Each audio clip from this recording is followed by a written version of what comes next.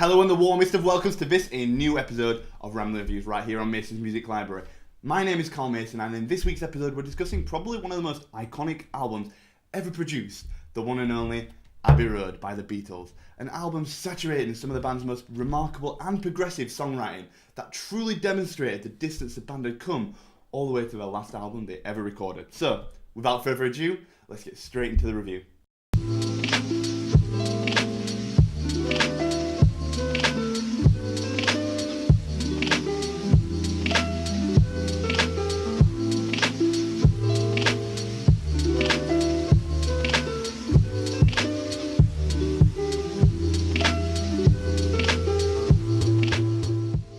Abbey Road is the 11th and final studio album recorded by the legendary Beatles, an opulent opus recorded from February to August in 1969 in conjunction with the legendary producer and basically the fifth Beatle, George Martin. Abbey Road would go on to inspire and enchant an unfathomable amount of people, crossing all borders and pushing all boundaries with its wonderful production and its whimsical charm. However, by this point in the band's career, after the heat of the recording of the White Album, as well as tensions and disagreements within the band regarding their latest effort, the infamously aborted album Get Back, that would later go on to become Let It Be, the wear of the road and the relentless work had clearly taken its toll, and the Fab Four were finished. And who could blame them? Because after all, they were only human. So you may be wondering, why is Abbey Road held in such high regard, and why is it as iconic as it is? I mean, really, try and name a more iconic album cover in the comments. I'll wait. Well, for me, I feel it's the distance and the growth that this album represents that makes it so significant. It's the distance from the band's humble beginnings playing as a cover band in the pubs and clubs around Liverpool, England, as well as their growth into true craftsmen, each with their own seminal connection with the music they were making. I mean, when you look at the band's evolution from their first album, Please Please Me, all the way to Abbey Road, it's simply staggering. Abbey Road features some of the band's most ambitious and astonishing songwriting, as well as some of their most incredible performances as a band. Take, for example, the opening song, Come Together. Written originally as a campaign song for Timothy Leary's run as governor for California, that never really happened, but fortunately the song did. And what a wonderful song it is, with that tightly composed groove that provides such a firm and fantastic foundation for the song to be built upon, allowing each member the opportunity to shine in their own particular way, from Paul's mind-bending bass lines to Ringo's remarkable rounds on the drums. But why try and describe it when we could just give it a listen?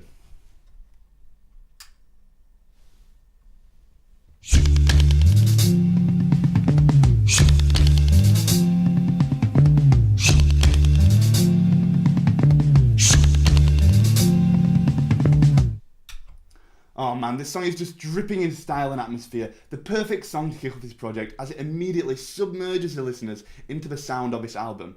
Also, when you think about what it took for the band to actually come together to make this album, it really feels quite fitting. So briefly, I wanted to talk a little bit about the context and possible concept behind this beautiful body of work, because one of the most interesting ways to look at this album is that it's all about the idea of death. Now, this idea is represented by the morbid nature of some of the songs like Maxwell's Silver Hammer, which is probably the most optimistically upbeat song ever written about murder. And then when it comes to the final curtain of the album, with the last or second to last song if you count the hidden song Her Majesty, the song End really has an air of bereavement around it, with that fantastic line, "The love you take is equal to the love you make." One of my favourite Beatles lines ever, but it does feel a little like a tagline from a tombstone, doesn't it? And finally, there's the album cover, where each member is represented by a different participant in the funeral. The gravedigger, the preacher, the mortician, and the deceased. Okay, so context aside, I just wanted to reflect on the quality of songwriting on this album, because the boys really demonstrated their skills as musicians on this project. Take, for example, the remarkably beautiful song Something, written of course by George Harrison, who really came into his own as a songwriter by this point. And Something is often considered amongst one of the best love songs ever written. In fact, Frank Sinatra hailed it as such. It's just how moving and how relatable the lyrics are, as well as just how beautiful the composition of the song is, as it really recreates and projects that feeling of unconditional love. It's just something in the way it moves me. Another perfect example of the advanced and ambitious songwriting behind this album would be the suite of songs found on the second half of the album. Now, if you're unsure what I'm referring to here, basically the final 16 minutes of the album form into a medley of songs that flow into and out of each other, from You Never Give Me Your Money to the song The End.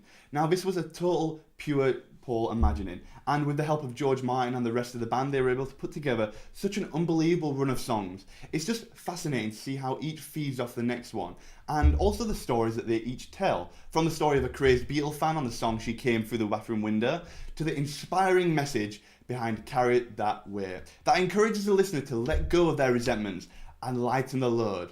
All in all, it's just the most whimsical way for this album, and the band for that matter, to be brought to its conclusion. Such an operatic end to one of the most memorable albums and bands of all time. Alright, so before I finish up this week's episode of Rambling Reviews, I just want to touch upon my 3 personal highlights from Abbey Road, kicking off with a song that's not necessarily everyone's favourite, but I personally love it, and that's I Want You, She's So Heavy. Now, this is the longest and probably the darkest song from this album in classic John form, but for me, I just love to hear the Beatles make this kind of music. It's just because it gives this project so much contrast in tone, being before and after the 2 other songs that I want to talk about. Firstly, being Octopus's Garden. I just adore this song. It's such a whimsical little number written by the one and only Ringo Starr. A sweet little song that is made even sweeter by the meaning behind it, primarily being about escaping it all with the one you love, being alone and free underneath the sea. And the last song I want to talk about is my favourite song from this album, and not even just from this album, my favourite song ever recorded, and that's Here Comes the Sun. A truly beautiful song that I'm not even going to try and describe with language. In fact, I'm just going to play it for you right now. So, ladies and gentlemen, Here Comes the Sun.